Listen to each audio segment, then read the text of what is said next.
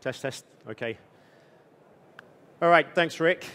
What I want to do today is talk about taking video streaming quality to the next level. I think the title in the agenda is taking video streaming to the next level, but as taking video streaming quality to the next level enables that, I figured it was close enough. Just grab the quick agenda. We've only got 20 minutes, so I've got to go through this pretty quickly. But I'm going to give you just a quick one-slide introduction to Ineoquest. I'm going to talk about video delivery challenges for anytime, anywhere content, just the landscape that we're looking at today, trend towards advanced customer experience management, how you gain actionable insight and knowledge, and then lastly, working towards what we're describing as a common language for video quality assurance and video quality. And you'll see how complex this is becoming. So firstly, Ineoquest. Ineoquest is nearly 14 years old now. We have over 600 customers across the world, and we primarily did video service assurance for those customers for cable and IPTV. And over the last 5 years, we've been working on many, many multi-screen deployments using HLS, Smooth Streaming Dash, and HDS, and so on. And that has really brought us into contact with a much bigger ecosystem of customers and partners, which it now includes the content providers and mobile operators and many other players in the ecosystem, the device player companies, and basically a much broader ecosystem. And you can see the 5 there: content providers, operators, consumer devices, network equipment manufacturers, and the advertising ecosystem as well. We do a lot of advertising verification. But our primary focus for the first 8 years of the company was quality assurance. We're now moving into a lot more behavioral analytics, which is who's watching what, where, when, on which kind of device. A lot of this has come in through the use of adaptive streaming, and I'm going to talk a little bit about that today as well. But first, I want to look at the video delivery challenges for anytime, anywhere content. And before I talk about multiscreen too much, I'd like to go back in time a little bit and look at some of the challenges that the operators faced in the early days of IPTV and cable video deployment.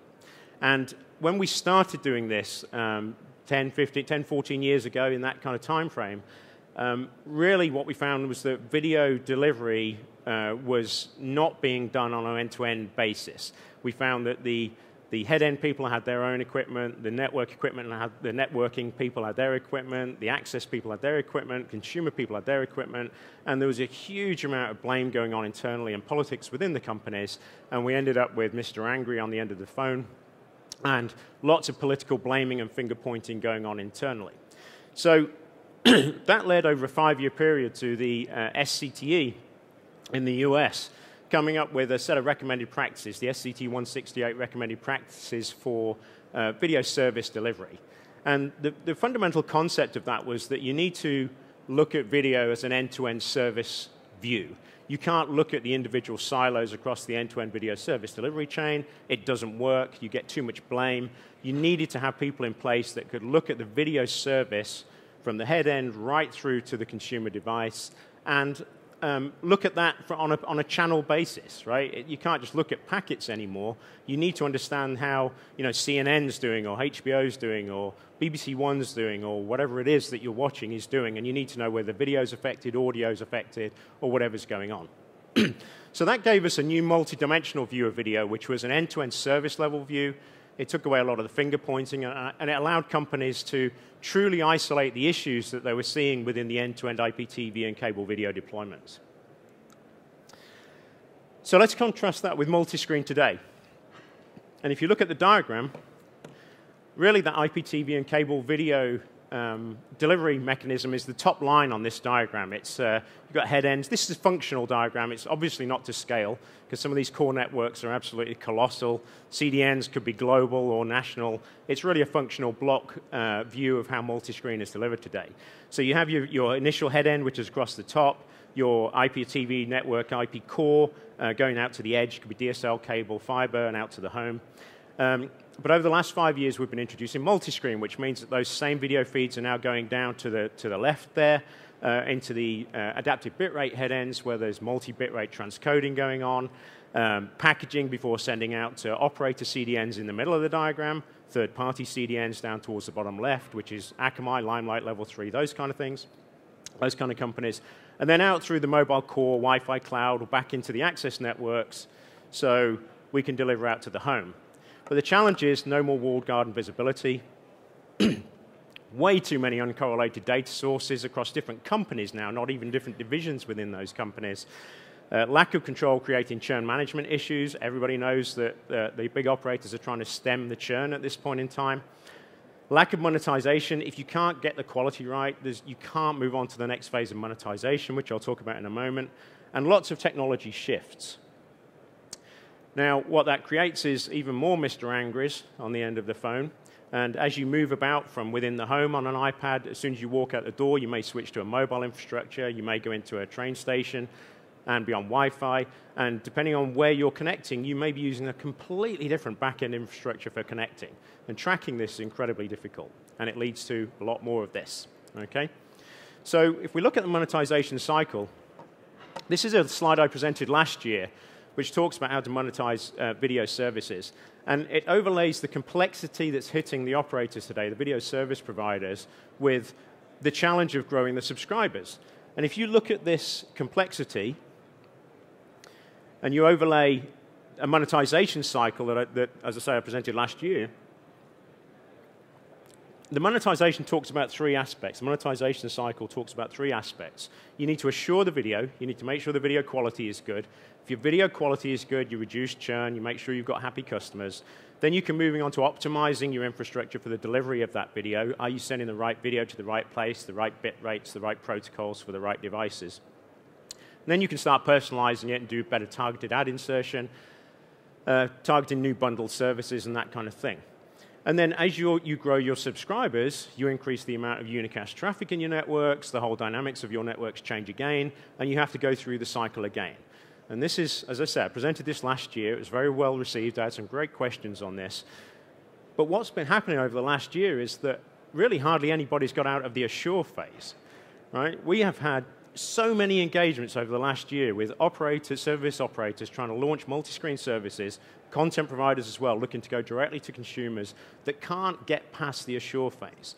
They're really, really struggling to deliver these services, and you've only got to look in the news to see the really high-profile content failures, whether it's the Olympics, whether it was the World Cup, whether it's the latest series coming out of the likes of HBO and companies like that. And the reason is that delivering multi-screen video is incredibly difficult, and it goes across a lot of different infrastructures. The other thing that's happening now for video specifically is a lot more focus on video customer experience management. The big operators have to stop churn. This is another area I've been looking at over the last year. If you want to stop churn, you've got to make sure that your customers get a good experience. You can't just engage with them when they join and when they leave because they're fed up. There's a lot of talk now about mapping the customer journey, and for us that would mean mapping the customer video journey, whether it's mapping how well a particular video asset is delivered. So what was their startup like? Was it good during the playout? Was it good? Did it run down smoothly? Or what's that customer experience been like for the whole time as a customer? You know, have they been getting good video quality? Has it been bad? Are they likely to churn? Is there some kind of data in there that could tell us that they're likely to churn?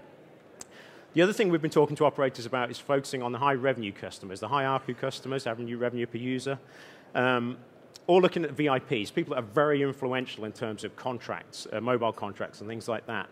And the idea that if you get it right for those customers, focus on those, which is where a lot of your revenue is coming from, you will get the cascade effect down, because the 80-20 rule will tell you if you fix the most chronic problems, everyone's going to benefit from it.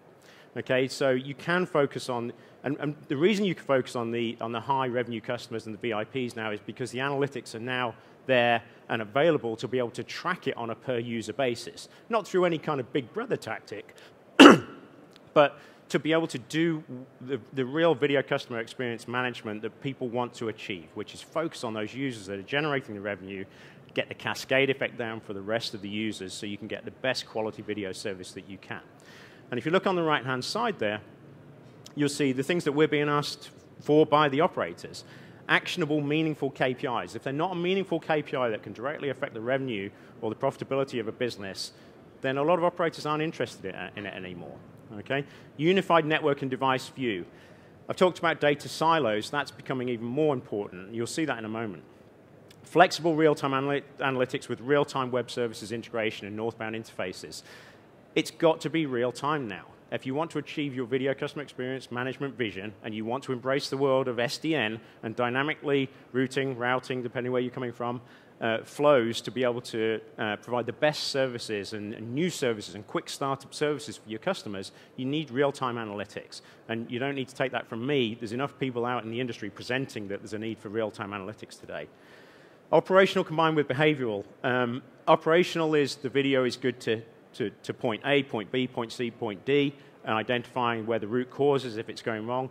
Behavioral for us is who's watching what, where, when, on which kind of device, what protocol are they using, what version of the OS are they using, which CDN are they using, all kinds of issues that allow you to identify the demographics of a particular customer. And then lastly, unified analytics across converged delivery networks. A lot of fixed operators buying mobile operators today, a lot of mobile operators buying fixed operators. We've been working with the fixed operators for the last 14 years. A lot of those people are now merging with the mobile operators. The video knowledge is starting to blend across. And as a result, we're starting to engage with a lot of mobile operators and bring the video expertise and the analytics that we have and the knowledge, more to the point, to those mobile operators to help them deliver the video. So there's a big wish list coming from the industry towards us at this point in time in terms of video customer experience management, new types of analytics, real time. It's got to be able to be virtualizable. Huge amounts of dynamics, including all those things you saw in those red ovals. So I'm only going to focus on a few key things on this diagram because when we put this diagram up at customers, you can spend literally 2 or 3 hours just going into the depths of this diagram. But the key things that I want to get across is this is that same infrastructure that I talked about earlier, but this is the overlay of the analytics that are now possible across that fixed mobile converged infrastructure. Now, it doesn't have to be a fixed mobile converged infrastructure. It could be that you're just an operator with the head end where it says ABR source on the left-hand side there. Oop, if I point down over there. You could just be a content provider with your own adaptive head end, pushing video streams out to the likes of Akamai, Level 3 or Limelight, and then you can get to the client side. But the key thing is that if you take the SCT recommended practices, which said that you need to do all the QoE at the head end, and then once you get out into the transport network, you're really looking at QoS metrics, things that could affect the delivery of the IP packets. You can apply exactly the same principle to multi-screen video delivery, and as you come down on the left-hand side of that diagram there into the adaptive head end, again, do all the QoE analysis at the adaptive head end. It is getting more complex because you have multiple bit rates. You have multiple bitrate transcoded MPEG transport streams coming out of these transcoders, and if the iframes aren't all aligned, for those of you that know more details about MPEG, they can cause problems with the segmenting and the packaging and all kinds of issues. So we've had to enhance the QoE capability so we can track for boundary alignment on iframes on multi-bitrate transcoded streams. All kinds of issues up there. You've got HEVC, Ultra HD coming along, which is adding more complication. But once you get out of that head end, that first demarcation point there, which is marked at point 3, you can test what's coming out of an adaptive head end very comprehensively now, okay? What we're looking at there is most of those arrows are passive monitoring, where we've got tap points in the networks, and that could be moving forward. That will either be appliance-based or virtualized probes. Most of it's passive monitoring, right? We're actually looking at the traffic as it goes past. That's the main ability to be able to see what's going with all the traffic. And once you get down past the caching nodes in the network, past the CDN, the passive monitoring gives the ability to look at all the unicast traffic going out across the network, out across the mobile infrastructure or wherever it's going. So the key things that I want to focus on is you've got operational analytics, which is the video is good to points A, B, C, D, E, and F in the network, and you can pinpoint where the root cause is. You've got the behavioral data, which is the who's watching what, where, when, on which protocol, which type of device, what kind of network infrastructure are they on, what kind of CDN are they on. And then you've got a combination of passive monitoring, which looks at the actual traffic, and then active testing, which gives you the demarcation zones, which you can see in blue on diagram, which allow you to determine that the video got to that point in the network. And the reason we introduced those is because we had a lot of content providers coming to us saying, we're sending the video out of our head end. The first thing we know it's wrong is when it gets to the end player. We think it might be the mobile operator, it might be the CDN provider, it might be our head end. We don't know where the issue is. Can you help us out?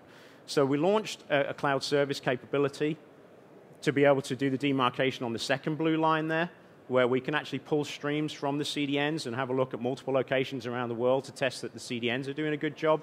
So if you've got customers complaining, and we can show you that what's coming out of the CDN is good, you can be pretty sure that it's an issue with the access network, okay?